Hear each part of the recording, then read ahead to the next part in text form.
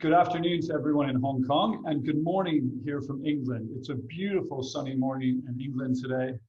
My name is Jesse Elzinga. Thank you to Nicola for the warm introduction. I am the headmaster at Sevenoaks School. Sevenoaks School is just 20 minutes southeast of London in the county of Kent. Now, this is my 5th year as a headmaster, but my first week as headmaster of Sevenoaks School. I just started on the 1st of September. But what a privilege it is to speak to so many of you in Hong Kong in my first week. And it's lovely to have the opportunity this morning to speak to you about performing arts, which plays an important and central role in the education of our students and many British schools more widely, of course. Now, I acknowledge it seems a bit gratuitous to speak about the importance of performing arts to families living in the Far East, where, of course, traditions of dance and theater arts date back to 1000 BCE. And I'm sure I don't need to talk about the importance of this genre for our cultural understanding. Actors and musicians engage the mind, the body, and emotions into collaborative expressions of all that it means to be human. And of course, an appreciation of our own culture and other cultures enriches our lives. But the emphasis on performing arts within the British education system is much greater generally than traditional schools in the Far East. This is an image of students in the Sackville Theatre, which is just one performance space that we have here at Sevenoaks School. And you can see the importance placed on performing arts when you look at the extraordinary facilities developed by British schools like ours, which enable the educational experience of being involved in the performing arts to be as sophisticated as possible. This is one of the lighting and sound booths in one of the theaters at our school. And as you can see, this allows opportunities for young people to get involved in the technical side of running a production as well. Many of those aspects today are quite advanced, involving working with sophisticated computer programs. There also has to be ample space backstage for wardrobe changes and costumes. And here we even have a slide of some of our sixth form girls helping our sixth form boys learn how to put makeup on before they go out on stage. At Sevenoaks, it's fair to say that we always have a play rehearsing or performing. Now, granted, in the times of COVID-19 in the last few months, this has been a little bit curtailed. But it is fair to say in normal times that we always have either a rehearsal or a performance in line. We have many flexible spaces as well that can be used for either drama or music. And here's an image of a recording studio. Now, we do some small concerts. We do chamber concerts, small ensembles, but we also have large orchestral and choral performances. And here you see our whole school theater and the full stage, where we can sit hundreds of people for a big concert. Of course, our musicians and drama students have many opportunities to travel around the world and to go on tours and concerts. And in drama specifically, we run a tour to Germany every year. And I will speak a bit more about this later on. So why do we believe so strongly that the performing arts must have precious time, resources, and a central role within the curriculum of our education system? Well, theater makes the widest and most varied range of demands. Like sport, it is physical and collaborative, but it also requires intellectual and emotional commitment. Like music, theater is creative and interpretative. But unlike music, it asks participants to imagine what it might be like to be another human being in a different set of circumstances. And this is crucial to its educative power. Many pupils relish these varied demands. They enjoy being part of a creative process to which they can readily contribute ideas. They see that they are being invited to participate actively in the shaping of a piece of art. This means they have to think and feel, not just in a rehearsal room, but on their own. This isn't just about learning lines, though of course that is like extra homework, but it's about pupils having space in their heads for the work, time to contemplate and reflect between rehearsals. The processes involved in creating a piece of drama at our school are an important part of the education. It is highly collaborative and a creative process for all the pupils involved. Some might do it only once in their school career, and others cannot get enough of it and do it constantly, and we cater to both. To start, students engage in a close reading of the text. Each line, each word is interpreted and dissected, and the students are encouraged to consider as a group how to best portray the ideas in a visual way. Imaginative solutions are found to replace potentially expensive props, as you see here with the ship in Gulliver's Travels. The scope of our lighting and sound facilities is thoroughly explored, as you can see here in an image from Antigone, which certainly has a bloody backdrop. And our costumes are carefully considered. We are lucky enough to have an expert costume designer who previously worked in La Scala, the opera house in Milan. The staging is also considered. Will the play be staged traditionally at the front or as a split stage? Here in the Odyssey, an entire building was used as a stage, and the audience hustled from room to room, rather like the movement of refugees as they arrive in a new country. Our large theatre can allow for lavish whole stage performances like this. The different approaches develop many skills which are distinct from those learned in traditional academic lessons. Collaboration, creative problem solving, self-discovery, and expression, by which I mean the confidence to find different ways of communicating an idea. At our schools, plays have been performed for centuries, even millennia, from Shakespeare back to classical Greek productions. And yet they are considered through the modern lens, just in the way you would expect to see in a modern production in a theatre in London. Far from students simply learning lines and being directed how to deliver them, they consider as a group, alongside the director or the teacher, how the play is relevant today. In this way, our students have the opportunity to consider the attitudes and mindsets of current society. They are encouraged to think critically and incisively, rather than accepting the status quo, as well as develop empathy in their character.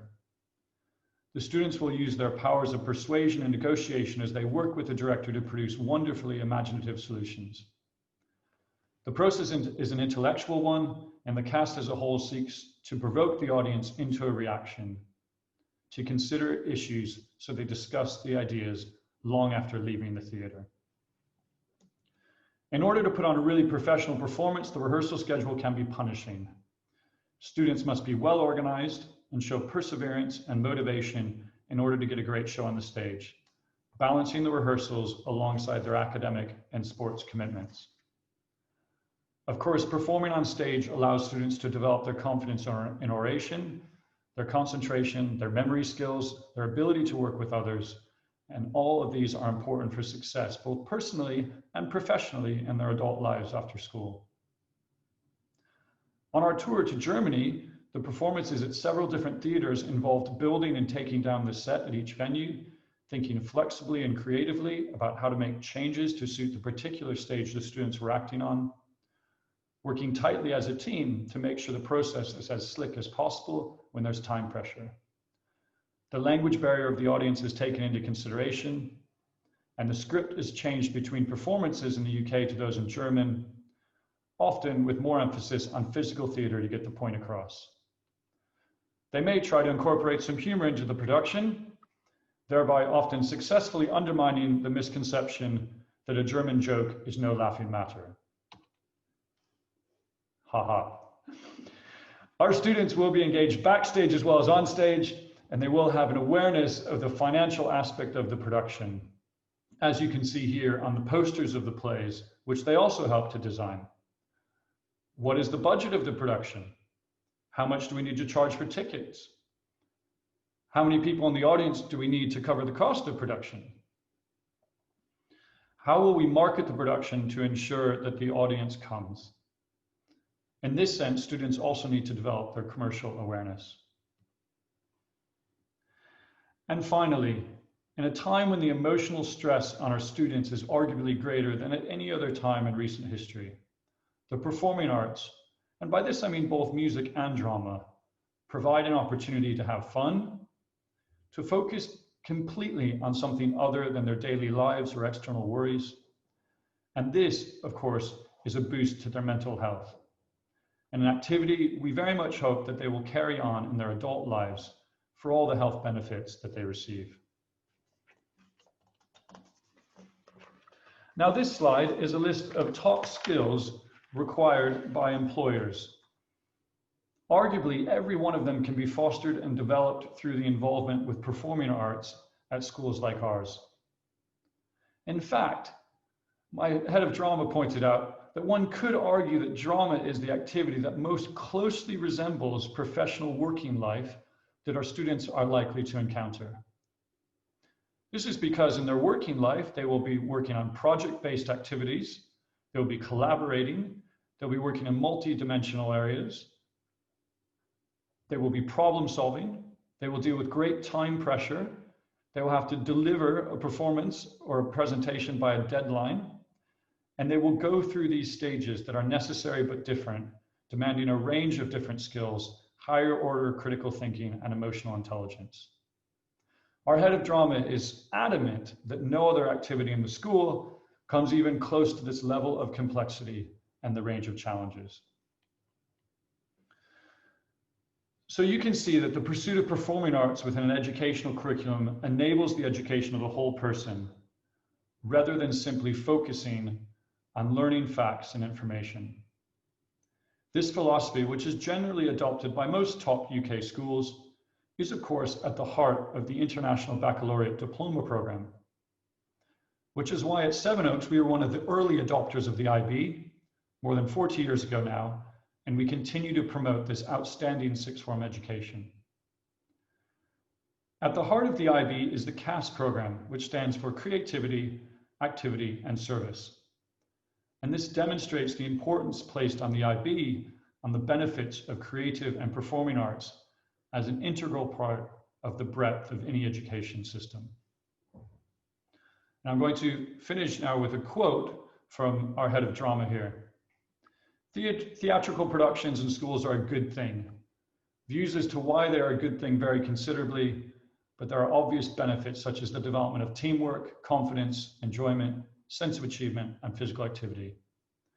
More than this, they have the potential to offer the most profound, enlightening, and life-enhancing educational experience that a student might encounter in a school. Theater has a unique transformative power that can transcend the moment and lodge in the memory forever. So I hope that you enjoyed that presentation, and I hope that you are all persuaded of the importance of performing arts in the education of your sons and daughters. I've attached on this final slide some contact details for us at Sevenoaks School. It's a little bit of a difficult time, and we don't have visitors on campus as term begins, but we have reopened physically for all of our students, and we will be hosting virtual open mornings and arranging virtual tours in the weeks and months ahead. And I hope to meet many of you at some point. Now, I believe I have some time left in my slot, and so we will open it up for questions. And Wallace, perhaps I'll leave over to you to guide me whether or not I should put my slideshow away and just have me on the screen, because I don't think the audience has much of a chance to see me yet. Jesse, thank you. Actually, it's not a problem. Please leave your screen on. All the viewers can see you as you're speaking. So. Oh, great. All right, so we'll begin the Q&A session. So we'll have time for a few questions, and I'll try to address all the questions being asked by our attendees. The first question is, what is the admissions criteria for entry into Sevenoaks? And then a follow-up question for that is, what is the admission process for those that are interested in applying from viewers and children in Hong Kong? Okay, as I said, this is my first week at Sevenoaks, so I've got my director of admissions next to me, so I'm going to hand over to Arabella Stewart, who is going to be able to answer some of these technical questions, but I'm still here for other questions as well. Thank you, Jesse. Hello, everybody. It's nice to meet you. Hi, Arabella. Hello.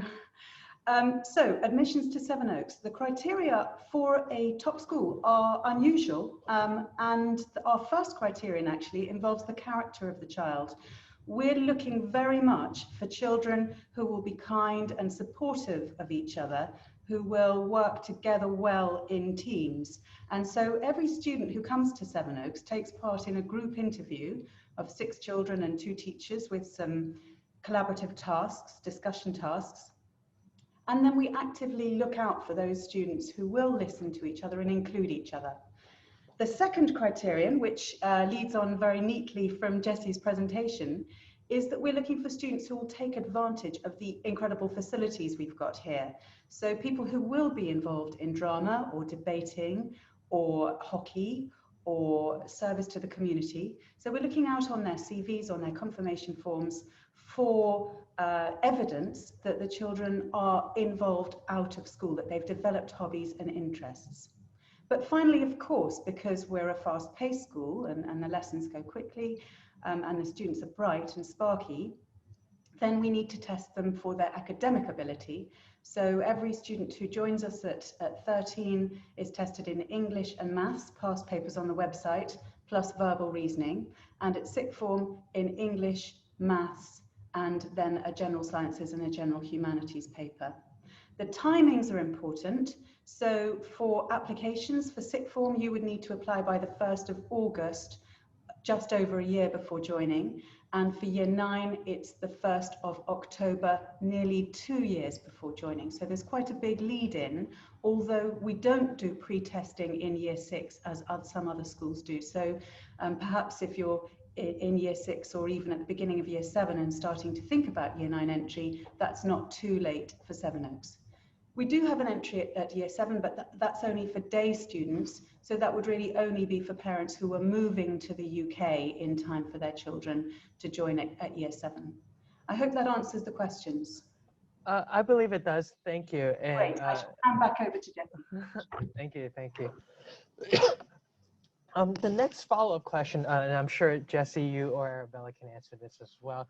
Now, Sevenoaks is an IB school.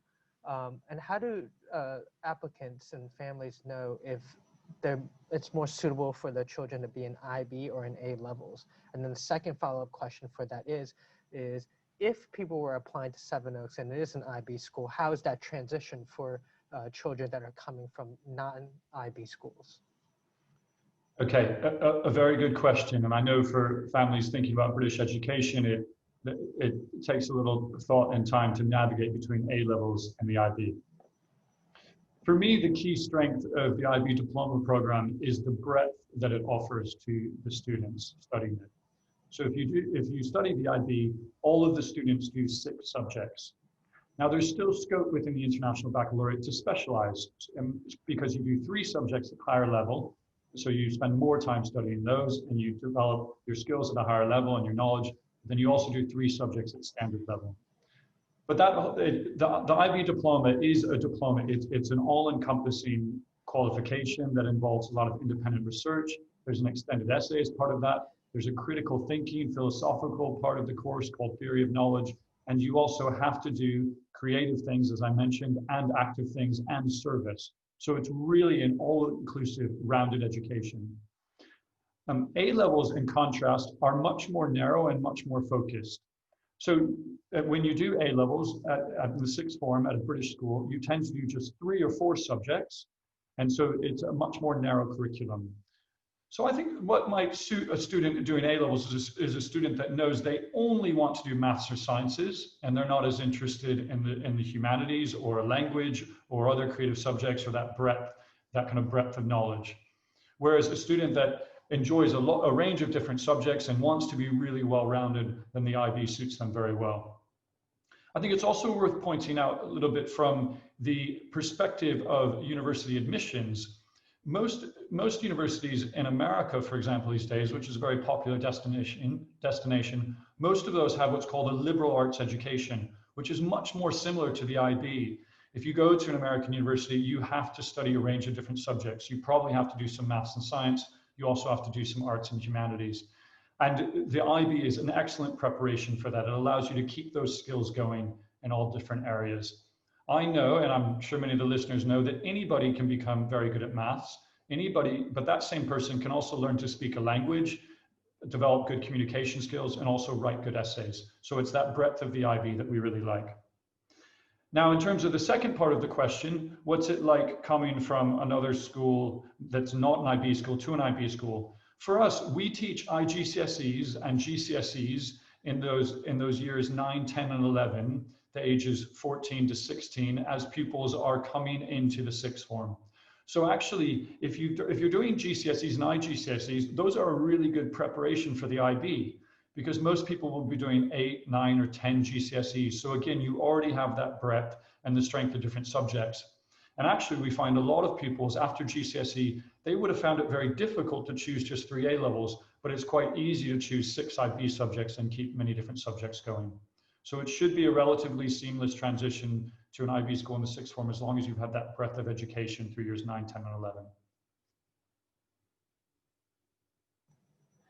Thank you, Jesse. And just the last question on top of that is, what's the best method for applicants from Hong Kong?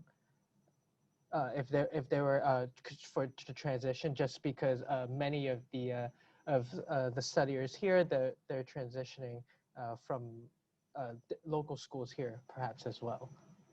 Yes, and for this, I've been to Hong Kong many times, but obviously in my first week, not yet representing Sevenoaks. So I'll let Mrs. Stewart talk to you about the process for applicants from Hong Kong. Thank you. Hello.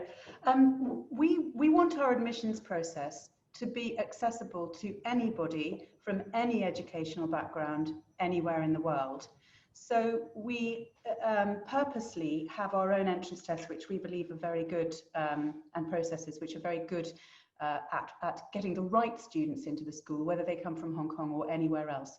So, you know, to my mind, the best preparation is for parents to give their children a good moral code, to let them spend time with other children, to invest time in supporting their interests and enthusiasms. Of course, they need to be prepared for the entrance tests. You can't just walk into an entrance test and never have done any practice before. But I think any good school which teaches English and maths well and does a bit of past paper practice with them just in the run up to the test is going to be absolutely excellent educational preparation for Sevenoaks. We do in normal times come to Hong Kong every year in April to sort of invigilate tests and do group interviews there in Kowloon. So that makes it easy for people in Hong Kong to take part in the entrance process. Of course, this year we weren't able to do that, but we very much hope we'll be back next year, fingers crossed. Otherwise, it'll be a remote Zoom situation. But yeah, it's completely accessible to people living there, and we do try and come and say hi to everyone once a year. Thank you, Arabella. And thank you, Jesse. Jesse, I believe we have time for one more question. And this last question will be more to do with your presentation about performing arts. Now, the questions coming in is having a background, a requirement, background in performance arts, a requirement for entry into Sevenoaks? And then the second question on top of that is, once students do gain entry to Sevenoaks, what kind of special programs are available for children and students at Sevenoaks, and then what age does that start? Okay, a good question. I would say in general at Sevenoaks, there's no requirement for expertise or real interest or experience in any of the co-curricular things that we offer. So if you come here in year 9 and you want to become a tennis player, we can start from scratch and support you in becoming a tennis player. And if you're already a very good tennis player, an elite tennis player, we've had a number of players here with national rankings who've gone on to university on scholarships to play tennis. We can cater for that really high level as well. And then, of course, we have dozens of pupils in between playing tennis. And the same goes for music. And of course, the same goes for drama or performing arts. If you've never been on the stage, if you've never acted, that's okay. You can come here and we will get you involved, possibly in smaller roles, and help build up your confidence and experience, but you could still be in a lead role or starring in a school production and your time here. And again, that's the same for music. You may be very, very good. And I've met some fantastic musicians from Hong Kong. But you may come here and decide actually you want to learn an instrument, and we can cater for that as well. And whatever level you are, if it's grade 3 or 4 or a diploma, or we've taught students who are going off to international competitions. So our co-curricular life here is a really important aspect of the school. It's obviously something that the British education system is very famous for and prides itself. And we have 110 acres here, gorgeous facilities, multiple spaces for the performing arts. And we can cater to the highest level, but also we welcome novices and beginners. I hope that answers all of that. Perfect. Thank you, Jesse. And I believe that's all the time we have with you for today. So before I let you go, do you have any parting words for all of our attendees today? Yes. You put me on the spot, Wallace, but I've got some parting words. I think what I would say to all the attendees, and I know we've got over 250 families listening right now, is as we just recognize this is a really difficult time. And this global pandemic, in some ways, I think it's brought the world together, and that we've all faced the same challenges and the same virus in our personal lives, and it's affected our professional lives. And unfortunately, very sadly, it's affected the education of the children. Here at Sevenoaks, we've been fortunate in that we've been able to keep the education of the children going remotely, and so we've been teaching pupils online and ensuring that they're all making good progress. But we all look forward to the world returning to normality, and I'm delighted that we've had hundreds of boarders, including boarders from Hong Kong and China, who've made it back for the start of term here in the UK, and we haven't done everything perfectly here in the UK. The government could have done better at points, but we're managing the infection quite well now. And I'm very confident and hopeful that we're going to have a great school year and that things will return to normal. So my real parting words are, hang in there. We're all going to get through this pandemic. And we look forward to meeting many of you in person on the other side.